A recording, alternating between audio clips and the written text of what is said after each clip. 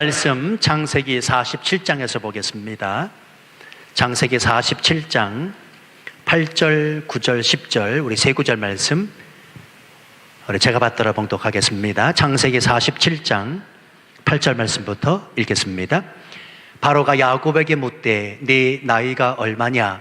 야곱이 바로에게 아뢰되 내 나그네 길의 세월이 130년이니이다.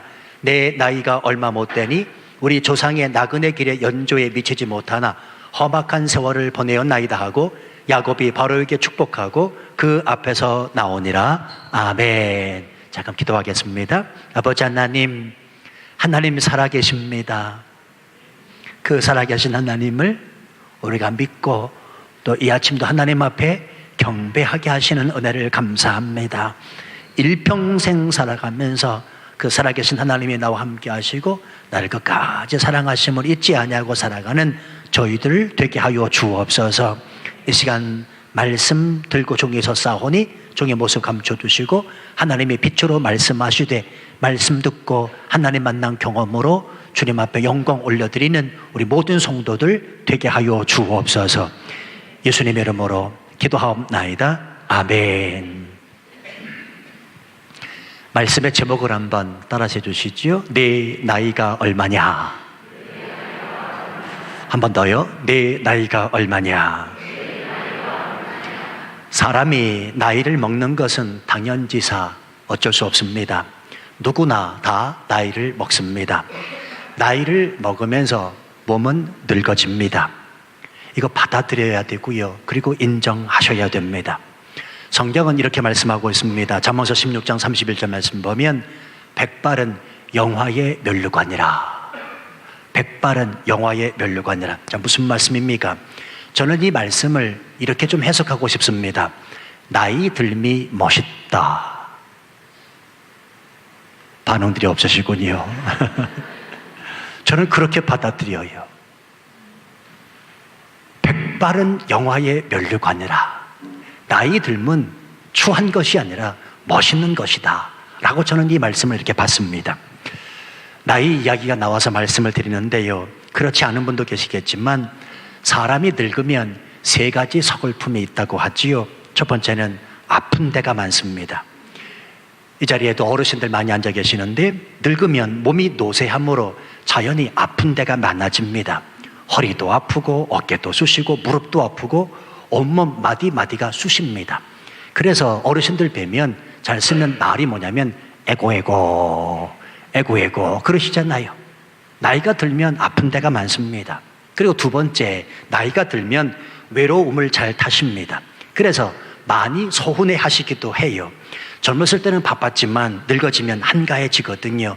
또 젊어서는 하는 일이 많다 보니 만나는 사람도 많고 외로워할 틈도 없습니다. 그런데 나이가 들어서 현역에서 물러나 일손을 놓으셨기 때문에 한가해지고 만나는 사람도 적어집니다. 시간은 많은데 하는 일은 적습니다. 그러니 외로운 시간이 많고 혼자 있는 시간이 많아집니다. 그러니까 생각이 많아지고 궁금한 것들이 많아지면서 서운함도 배가 됩니다. 가끔 어르신들 뵈면 참 궁금하신 것들이 굉장히 많으신 것 같아요. 그래서 이것저것 모르시잖아요. 그러면 젊은 사람들은 좀 잘 대해주면 좋은데 젊은 사람들이 뭐라고 응대합니까? 뭘 노인네가 그런 것까지 하려고 하시냐고 그렇게 또 핀잔을 줍니다. 아주 쌀쌀맞게 대합니다. 그러니까 서운한 겁니다. 나이가 들면 들수록 서운함이 밀려옵니다. 그리고 세 번째, 나이를 들면 배고픔을 자주 느끼신다고 하지요. 그렇다고 또 많이 드시지도 못합니다. 모든 기능이 약해지다 보니 마음뿐이지 많이 잡수실 수가 없습니다. 입맛도 예전 같지 않으시거든요. 그럼에도 입이 자주 궁금하십니다. 그러니까 자꾸만 단 것을 찾게 되더라는 것이지요. 우스운 이야기지만 미국에 살고 있는 한인 교포들은 율로하신 부모님들 효도 관광을 보내드릴 때 주로 미국 북동부에 있는 나이아가라 폭포 관광을 모셔다 드린다고 하지요. 거기서 큰 소리로 외치게 하신다는 겁니다. 나이아가라, 나이아가라, 나이아가라 라고 외치게 만든대요. 앉아 계신 어르신들한테 외람되고 송구스럽습니다만 저 또한 나이를 먹어갑니다. 어느 분은요, 제가 30대인 줄 아세요? 찡찡. 아니 세상에나 멀리서 보셔서 그런지 몰라도 제가 30대인 줄 아셔요. 얼마나 기분이 좋던지요. 제가 이렇게 찬양인도를 하잖아요. 지난주도 있었습니다. 제가 찬양인도를 하니까 저분은 담임 목사님이 아니라 전도사님이구나. 찬양인도 하시고 조금 있으면 머리 하얗게 세신 분이 저기서 나오시겠구나. 그렇게 생각을 하시더라고요. 아니요 여러분, 저도 나이를 먹어갑니다. 그런데요, 저는 나이를 먹어가면 먹어갈수록 지금이 좋습니다. 사람에게 중요한 세 가지 금이 있다고 그러지요. 황금과 소금과 지금이라. 어느 분은 10대가 좋았다 그러고 어느 분은 20대가 좋았다 하시는데요, 저는 지금이 훨씬 좋습니다. 그리고요, 나이를 먹어가면 갈수록 그 나이를 먹어가는 그 지금이 좋을 것이다 라고 하는 믿음을 갖고 살아갑니다. 왜냐하면 이유는 간단합니다. 하나님이 지금 나와 함께 하고 계시기 때문에 그렇습니다. 여러분, 우리 신앙인들이 나이를 먹었고 안 먹었고 그게 중요한 게 아니고요, 어느 나이이든지 간에 하나님이 지금 나와 함께 하신다는 것이 중요하고, 바로 이 믿음을 가지고 살아가는 사람이 예수 믿는 사람 아니겠냐고요. 그래서 누차 말씀을 드렸습니다만, 여러분, 지금 내 처해진 상황은 세계 최고 상황이라는 믿음을 가지셔야 됩니다. 왜냐하면 지금 하나님이 나와 함께 하고 계시기 때문에 그렇습니다. 성경은 분명히 말씀하고 있습니다. 볼지어다 내가 세상 끝날까지 너희와 항상 함께 있겠다. 그 말씀은 영원토록 현재 진행형입니다. 나이를 먹었든지 먹지 않았든지 간에 그 말씀을 지금 내가 함께 하고 계시는 그 하나님으로 받아들인다면 나이 먹은 것에 대해서 서글퍼할 이유도 없고요, 또 마음 아파할 필요도 없다는 사실입니다. 나이를 먹는다는 것에 대한 서글픔 가지지 마시고요, 다만 주어진 그 나이에서 내가 어떻게 하나님 앞에 설 것인가를 생각하는 것이 중요하다는 말입니다. 오늘 본문에 대한 배경 설명을 조금 하도록 하겠습니다.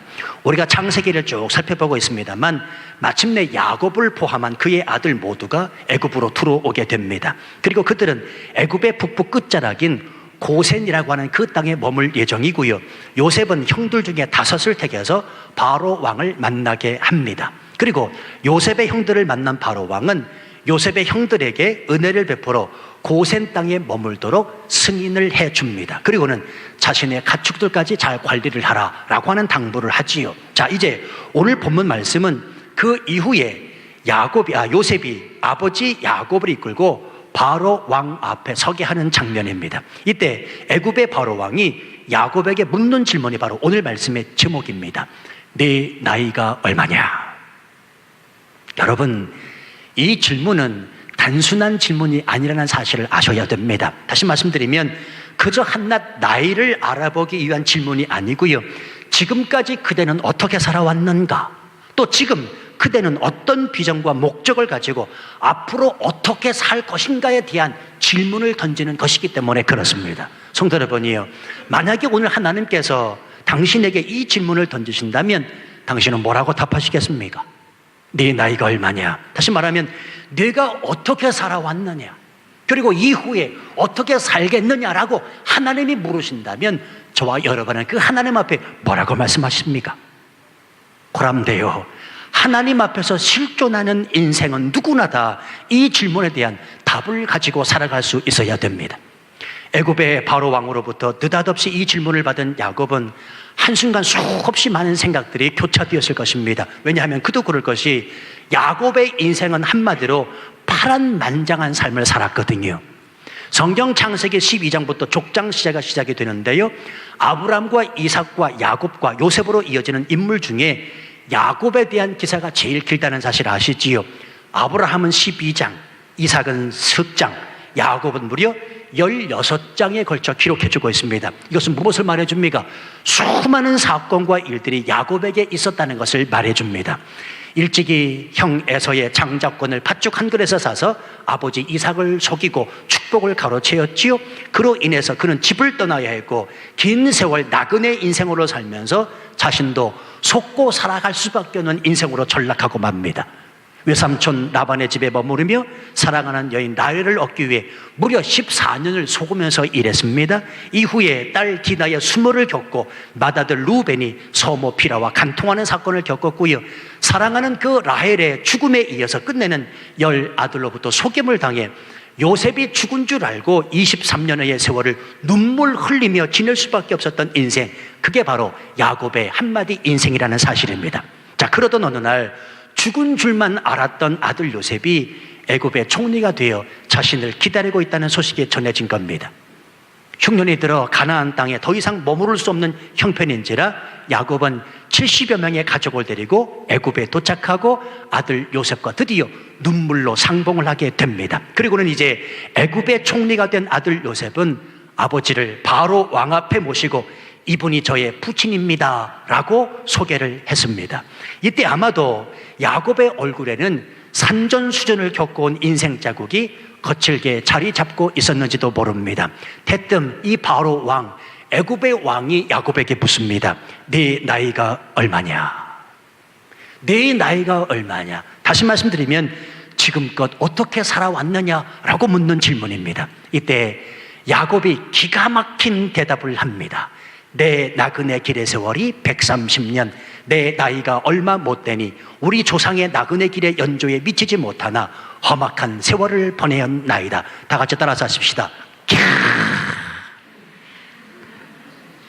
다시 한번.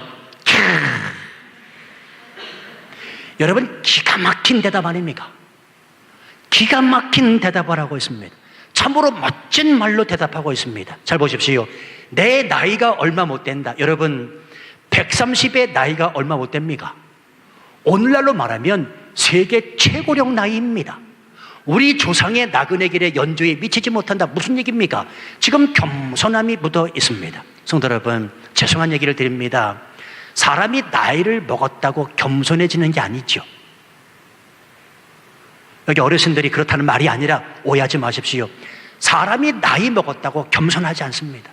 오히려 어쩌면 더 교만해질 수 있습니다. 자기밖에 모릅니다.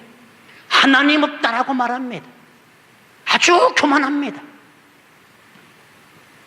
저는 치앙마이에서 수없이 많은 어르신들 많이 만나 뵈요. 근데 저희 교회 어르신들 빼고요, 정말 자기가 배운 지식, 자기가 가지고 있는 재산, 자기가 지금 소유하고 있는 그것 때문에 얼마나 교만한지 모릅니다. 제가 볼 때 이제 얼마 안 남았어요. 하나님 앞에 갈 때. 여러분, 겸손이 무엇입니까? 겸손은 하나님 앞에서 내 존재를 깨닫는 것 아니겠습니까? 내 꼬라지를 깨닫는 거라고요. 속된 말로 말씀드리면 하나님 앞에 내 꼬라지가 무슨 꼴입니까? 나는 하나님 앞에 죄인 아닙니까? 내가 하나님 앞에 죄인이라고 하는 사실을 깨달아야 그 사람이 겸손해지는데 그렇지 않다는 겁니다. 내가 가지고 있는 것, 내가 배운 것 얼마든지 앞으로도 이후로도 잘 살아갈 수 있다고 자신만만합니다. 그런데 지금 야곱은 겸손합니다. 나이 130입니다. 우리 조상의 나그네 길의 연조에 미치지 못한다. 겸손함이 묻어있다는 말입니다.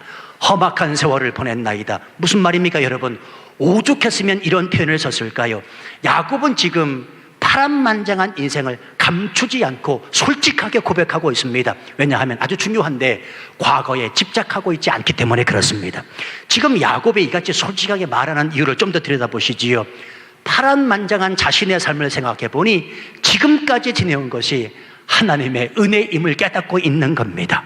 감출 것도 없고 내세울 것도 없고 자랑할 것도 없는 겁니다. 130년 인생을 살아보니 내 모든 삶의 인생은 하나님이 이끄셨노라.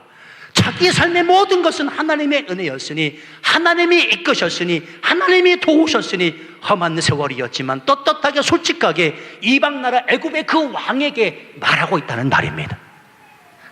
성도 여러분, 사람들 중에는요, 지난 과거의 험악한 세월들을 이야기하기 꺼리는 사람이 있습니다. 왜냐하면 부끄럽고 창피하다고 생각하거든요.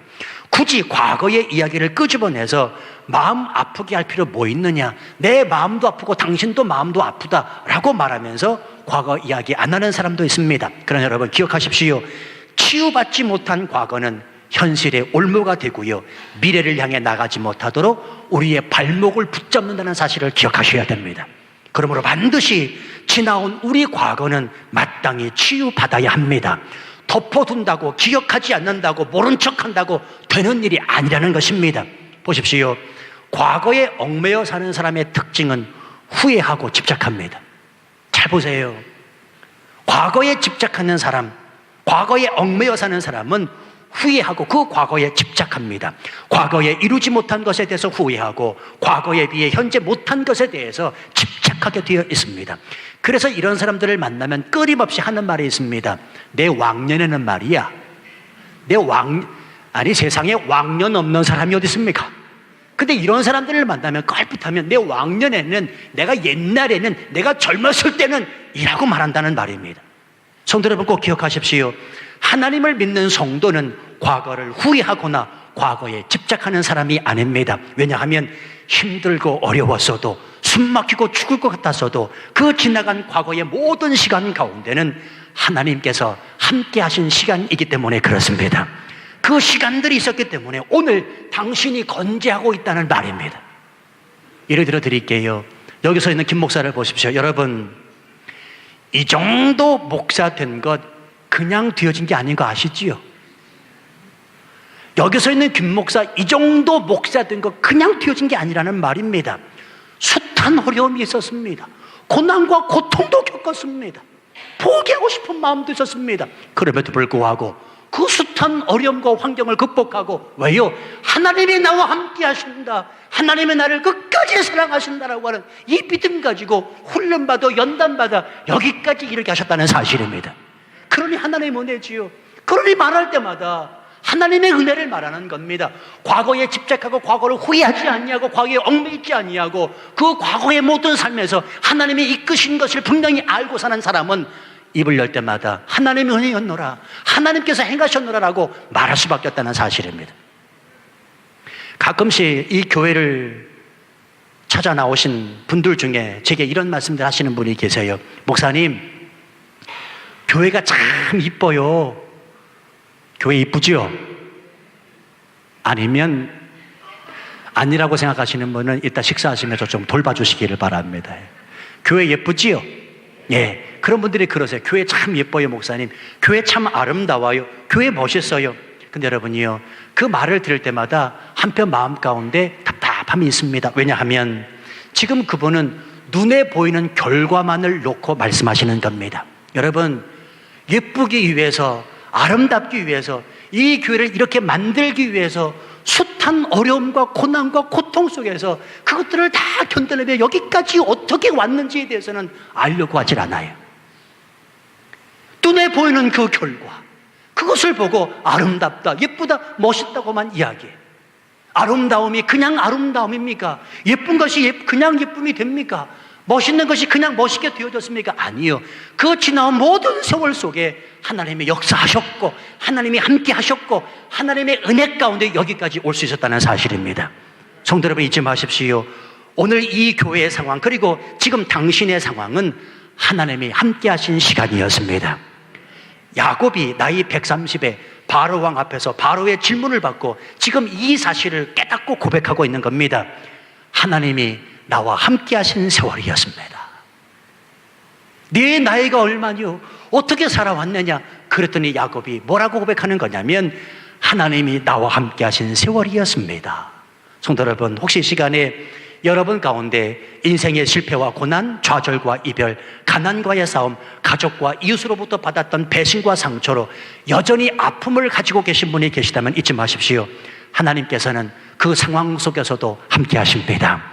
주께서 주시는 힘과 용기로 다시 한번 일어서시기를 주님의 이름으로 축원합니다. 자, 또 한 가지, 내 나이가 얼마냐? 이 말은 분명히 육체의 나이를 묻는 질문입니다. 그러나 바꾸어 오늘 하나님께서 내 영적인 나이를 묻는 질문이라면 여러분은 또 어떻게 답하시겠습니까? 내 영적인 나이는 얼마냐? 교회 다닌 지 얼마가 되었는가? 세례받은 지 얼마가 되었는가? 직분이 무엇이었는가를 묻는 게 아니고요, 내가 인생을 오랫동안 살았는데, 나이는 들었는데, 그리고 신앙생활은 오래 하고 교회는 다녔다고 하는데 내 영적인 나이는 얼마냐? 하나님께서 물으신다면 뭐라고 답을 하시겠냐는 말이에요. 예수님을 50년, 아니 일평생 믿어도요, 영적인 성숙도는 10대에 못 미치는 분들이 있습니다. 그래서 제가 누차 말씀을 드립니다. 몇 년 신앙생활한 것이 중요한 것이 아니라 내 나이가 50이라면 내 영적인 나이도 50이 돼야 돼요. 지금 내 나이가 60이라면 내 영적인 나이도 60이 되다는 말입니다. 내가 예수 믿은 지 1년밖에 되지 않았기 때문에 나는 어린 아이입니다 라고 말해서는 안 됩니다. 왜요? 1년이면 충분해요. 영적인 성숙도는 연수로 따지는 게 아니기 때문에 그렇습니다. 내 나이가 70이라면 내 영적인 성숙도도 70이 되어야 됩니다. 여러분 잘 생각해 보십시오. 내가 지금 예수 믿어 내 나이가 육적인 나이가 이러한데 내 영적인 나이는 과연 몇 살일까? 어린 아이들이 얼마나 많은지 모릅니다. 신앙생활을 오래 했다고 했는데 나이는 먹었다고 하는데 영적인 어린 아이. 그래서 교회 안을 보면 네 종류의 사람들이 있습니다. 첫 번째는요, 아직 탄생도 경험해보지 못한 사람들이 있습니다. 자, 제가 이런 질문을 드립니다. 당신은 예수 그리스도를 통하여 죄사함을 얻고 참으로 거듭나셨습니까? 예, 영생을 얻으셨습니까? 오늘 인생이 마지막 날이라고 하면, 오늘 예수님이 이 땅에 재림하신다면 당신은 천국에 들어갈 확신이 있으십니까? 예, 이 질문에 정확하게 답변할 수 없다면 죄송하지만 당신 아직도 영적인 탄생을 경험하지 못한 분이라는 거예요. 나이를 먹었지만, 교회를 내가 10수년 다녔지만 이 간단한 질문에도 예라고 답변하지 못한다면 당신은 아직도 영적인 탄생을 경험해보지도 못한 사람이에요. 두 번째 부류가 있습니다. 영적인 어린 아이들이 있습니다. 이 어린 아이들은 순진하긴 합니다만 모든 일이 자기 중심적입니다. 자기밖에 모릅니다. 자기가 교회 안에서 인정받지 못하고 관심받지 못하면 교회에 안 나옵니다. 믿음도 쉽게 버려집니다. 자기 고집이 셉니다. 그러니 사람들과 자주 다툽니다. 그리고 기도할 때마다 하나님 아버지 뜻을 헤아리기보다는 날마다 주시옵소서, 주시옵소서, 안 주시면 안 된다고 말해요. 이게 바로 어린 아이들이라는 사실입니다. 그리고 세 번째, 영적인 청년들이 있습니다. 예, 힘있게 일은 잘 합니다. 그러나 유혹이 심합니다. 선한 욕심도 있습니다. 그러나 노련미가 없어 실수를 곧잘 합니다. 정욕적입니다. 이 사람들은 다듬어지지 않은 사람들을 가리킵니다. 그리고 네 번째, 영적인 자녀들, 부모의 입장에 도달한 사람들이 있습니다. 이것은 신앙생활을 오래 하고 안 하고가 아니고 신앙생활을 1년 할 때 할지라도 영적인 부모가 있다는 말입니다. 영적인 장년에 도달한 사람들이 있다는 말입니다. 모든 가치관이 타인지향적입니다. 자기 희생적입니다. 누구나 포용할 줄 압니다. 영향력을 줍니다. 배려심이 있습니다. 그리고 믿음의 본을 보입니다. 성도 여러분, 당신은 이 네 가지 영적 부류 중에 어떤 사람입니까?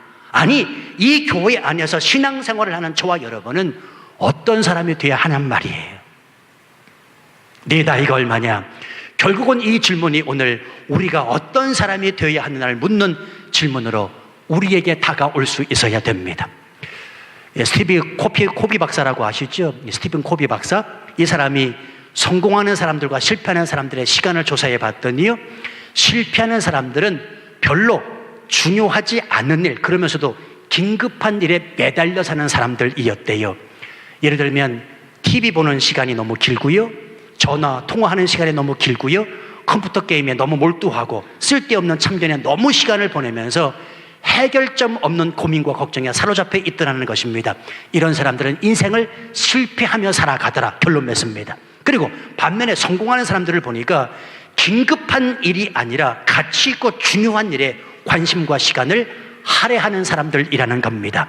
건강에 힘쓰고 사건 예방에 관심을 갖고 기도력을 개발하고 주변의 사람들, 윗사람 아랫사람들과 좋은 인간관계를 구축하기 위해 많은 노력을 하더랍니다.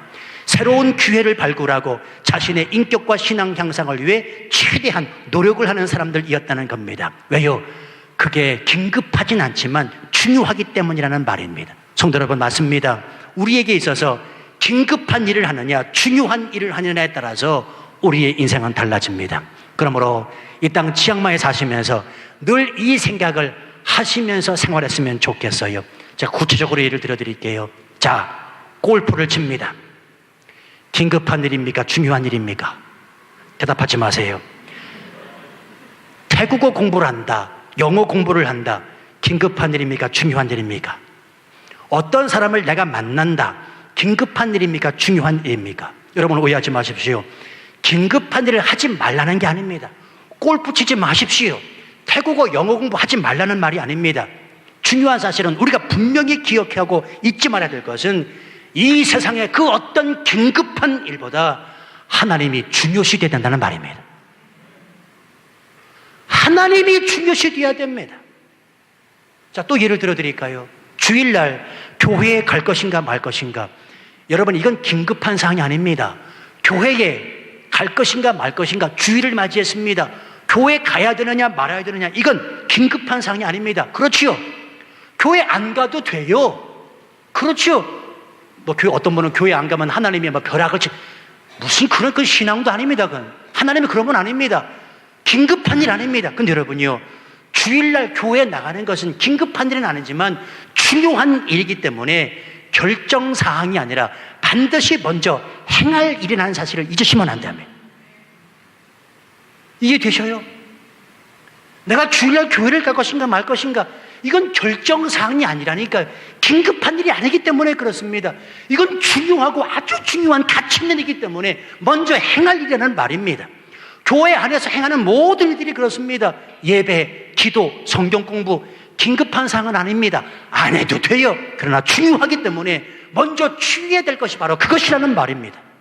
여러분이요, 급하다고 생각하는 그것들 때문에 소중한 것을 놓쳐서는 안 됩니다. 현실적인 것들 때문에 영원한 것을 놓쳐서 안 됩니다. 땅의 것을 얻느라 하늘의 상급을 잃어서는 안 됩니다. 성공 때문에 가족에게 상처를 주고 이웃을 버려서는 안 됩니다. 세상 때문에 교회와 천국을 잃어버리고 살면 안 됩니다. 왜요? 하나님과 관계된 모든 일은 세상의 그 어떤 것보다 긴급하지 않고 중요하기 때문에 그렇습니다. 자, 보십시오. 사람들은 덜 중요한 것을 긴급하다는 이유로 목을 매요. 그게 다인 줄 압니다. 그게 분명히 중요한 것이 아닌데 말이죠. 성도 여러분이요, 생명을 살리는 일보다 중요한 일은 없습니다. 구원의 소식을 전파하고 그리스도의 십자가 사랑을 나누는 일보다 더 중요한 일은 없습니다. 물론 돈도 버십시오. 놀기도 하십시오. 건강도 챙겨야 됩니다. 그러나 너희는 먼저 그의 나라와 그의 의를 구하라. 그리하면 이 모든 것을 너희에게 더하여 주시리라. 먼저 하나님 아버지의 뜻을 구하고 하나님 나라 확장을 위하여 쓰임 받을 때 우리의 필요는 하나님이 채워주신다라고 하는 이 분명한 믿음을 갖고 살아가야 된다는 말입니다. 이걸 믿는 게 믿음이잖아요. 그러니까 잘 생각하세요. 이제부터는요, 하나님이 최고입니다. 하나님이 내 삶의 첫 번째가 되어야 됩니다. 나머지 모든 것들은 중요하지 않고 긴급한 일 뿐이에요. 그 긴급한 일 때문에 중요한 것을 놓쳐서는 안 된단 말입니다. 오늘 야곱을 보십시오. 참으로 보셨습니다. 자, 10절 말씀 보세요. 야곱이 바로에게 축복하고 그 앞에서 나오니라. 초라한 히브리 한 노인이 막강한 권력을 가진 애굽의 왕을 축복하고 있습니다. 얼마나 멋집니까? 성도 여러분, 어쩌면 그리스도인들의 삶이 세상 사람들의 눈에 비칠 때 바보 같은 삶일지도 모릅니다. 연약하고 나약하고 볼품없고 오른쪽 뺨을 맞으면 왼쪽 뺨을 들이대는 어쩌면 바보 같은 사람들입니다. 그러나 하나님께 영광이 되어야 하는 그 중요한 일 때문에 인내하고 참으면서 다른 사람을 오히려 축복하는 그리스도인의 삶, 얼마나 멋지냐는 말이에요. 성도 여러분이요, 오늘 하나님께서 저와 여러분에게 묻습니다. 네 나이가 얼마냐? 어떻게 살아왔느냐? 어떻게 살겠느냐? 어떤 사람으로 내 앞에 서겠는가? 예, 내가 하나님의 은혜로 살고 있습니다. 내 영적인 수준이 그리스도의 장성한 분량에까지 이르겠습니다. 하나님이 내 삶의 우선순위 첫 번째가 되셔야 됩니다. 하나님을 가장 중요하게 생각하며 사는 하나님의 사람이 되겠습니다라고 이 주님의 물으심에 정직하게 답변할 수 있는 저와 여러분 되시기를 주님의 이름으로 축원합니다. 우리 함께 찬양하지요. 이 마음 가지시고 오직 예수 그리스도뿐이십니다. 우리 고백하며 찬양 올려드리겠습니다. 은혜가 아니면 살아갈 수가 없네. 호흡마저도 다 주의 것이니 세상 평안과 위로 내게 없어도 예수, 오직 예수뿐이네. 한 번 더 고백할까요? 은혜 아니면 은혜 아니면 살아갈 수가 없네. 아멘. 호흡마저도 다 주의 것이니 세상 평안과 위로 내게 없어도 예수, 오직 예수뿐이네. 그 신고에 다 볼 수도 없고 작은 고난에 지쳐도 주께 묶인 나의 모든 삶 버티고 견디게 하시네. 은혜 아니면 살아갈 수가. 하나님, 내가 하나님의 은혜로 살고 있습니다. 내 영적인 수준이 그리스도의 장성한 분량에 이르게 하여 주옵소서. 하나님이 내 삶의 우선순위 첫 번째이십니다. 오직 예수 그리스도, 오직 예수 그리스도이십니다. 하나님, 우리 마음을 받아 주옵소서. 다 같이 통성으로 기도하겠습니다. 하나님 아버지 고맙습니다. 이 아침도 말씀 주셔서 감사합니다. 내 나이가 얼마요? 내 나이가 얼마요? 하나님이 묻고 계십니다. 하나님 정직하고 바르게 우리가 되게 하여 주옵소서. 내가 하나님의 은혜로 살고 있습니다. 내 영적인 수준이 그리스도의 장성한 분량에까지 이르고 있습니다. 하나님이 내 삶의 우선순위 모든 것의 첫 번째 되십니다 라고 고백할 수 있는 우리 삶 되게 하여 주옵소서. 오 하나님 아버지, 내 나이가 얼마요? 내 나이가 얼마요? 묻고 계신 하나님 아버지, 바르게 설 수 있는 우리의 삶이 되게 하여 주옵소서. 오 하나님, 그만하지 않게 하여 주옵소서. 내가 하나님 앞에 있습니다.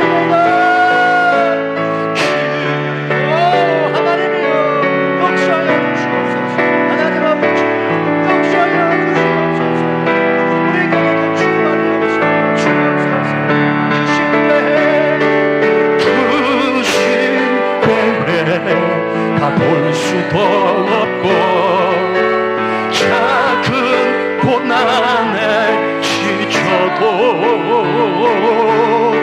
주께 묶인 나의 모든 삶 버티고 견디게 그 신께 아무 수 없고 그 신께 다 볼 수도 없고 작은 고난에 지쳐도 주께 묶인 나의 모든 삶 버티고 견디게 하시네. 은혜 아니면 살아갈 수가 없네. 나의 모든 것 다 주께 맡기니. 아멘. 참된 평안과 위로 내게 주. 고백하십시다. 오직 예수뿐이네. 내 나이가 얼마뇨? 내 나이가 얼마뇨? 네가 어떻게 이 땅을 살아왔는가, 앞으로 이후로 어떻게 살아가는가에 대하여 하나님이 묻고 계십니다. 아버지 하나님, 내가 하나님의 은혜로 살고 있습니다. 내 영적인 수준 그리스도의 장성한 분량에까지 이르겠습니다. 하나님이 내 삶의 모든 것에 중요한 첫 번째이십니다 라고 고백할 수 있는 저희들 되도록 성령님도 역사하여 주옵소서. 내가 심히 연약하고 나약합니다. 성령님 우리를 붙들지 아니하시면 우리는 쓰러지고 넘어질 수밖에 없는 존재임을 고백합니다. 아버지, 오직 예수뿐인 것을 찬양으로 고백하는 10년들 가운데 주의 영으로 더 충만히 임하시옵소서. 성령 충만하게 하시옵소서. 이 땅 지향마에 한 주간 살아가며 이제는 이 분명한 네 나이가 얼마냐 묻는 하나님의 이 질문에 정직하고 바르게 답하며 살아가는 저희들 되게 하여 주옵소서. 그렇게 행하실 주님을 찬양합니다. 우리를 통하여 영광받아 주옵소서. 흩어져는 모든 교우들의 삶 동일한 고백이 있게 하시고, 특별히 병마 중에 싸우고 있는 성도들 가운데 주의 은혜가 더 충만히 임하게 하여 주옵소서. 예수님의 이름으로 기도하옵나이다. 아멘. 이제는 우리 주 예수 그리스도의 은혜와 하나님 아버지의 그 크신 사랑하심과 성령님의 교통하심이 내 나이가 얼마냐 묻고 계실 그 하나님의 질문 앞에 바르고 정직하게 고백하여 주의 뜻을 이루고 하나님 앞에 영광 올려드리기를 원하여 머리 숙인 성도들 머리 위에와 저들의 삶 가운데 가정 위에 그리고 삼토 위에 이 교회와 조국과 이 땅 위에 이제로부터 영원토록 함께 하시옵기를 축원하옵나이다. 아멘.